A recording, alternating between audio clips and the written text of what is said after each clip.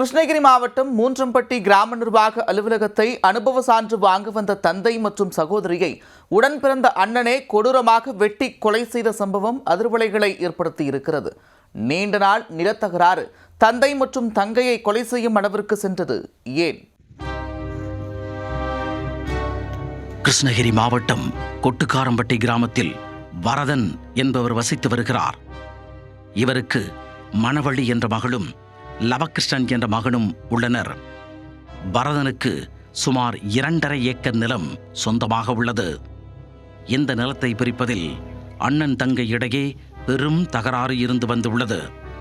அடிக்கடி நிலத்தை தனது பெயருக்கு எழுதி தரும்படி வலியுறுத்தி வந்துள்ளார் லவகிருஷ்ணன். இது தொடர்பாக நீதிமன்றத்தில் வழக்கு நடைபெற்று வந்தது. கடந்த மாதம் இந்த வழக்கில் சகோதரி மணவள்ளிக்கு ஆதரவாக தீர்ப்பு வெளியானது. இதனால் ஆத்திரமடைந்த லவகிருஷ்ணன் தந்தையையும் தங்கையையும் ஆவேசத்துடன் நிலத்தை கேட்டு மிரட்ட ஆரம்பித்தார். அடிக்கடி இந்த தகராறு நடந்து வந்த நிலையில் தந்தையும் மகளும் அந்த 2.5 ஏக்கர் நிலத்திற்கு அனுபவச் சான்று வாங்குவதற்காக கிராம நிர்வாக அலுவலகத்திற்கு சென்றுள்ளனர். அங்கு வந்த லவகிருஷ்ணன் தந்தையிடமும் தங்கையிடமும் வெறி பிடித்தது போல தகராறில் ஈடுபட்டுள்ளார். ஒரு கட்டத்திற்கு மேல் ஆத்திரம் தலைக்கேற கையோடு எடுத்து வந்திருந்த அரிவாளை எடுத்து அவர்களை சரமாரியாக வெட்ட ஆரம்பித்தார்.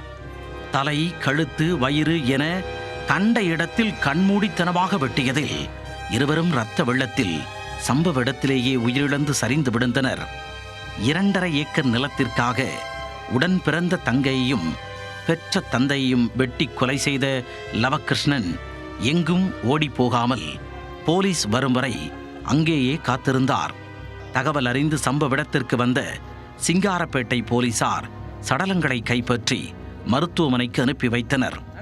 அப்போது அங்கு வந்த லவகிருஷ்ணன், நான் தான் எனது அப்பாவையும் தங்கையையும் கொலை செய்தேன் என்று கூறி போலீசாரிடம் சரணடைந்தார். அவரை கைது செய்த போலீசார் அவரிடம் தொடர்ந்து விசாரித்து வருகின்றனர்.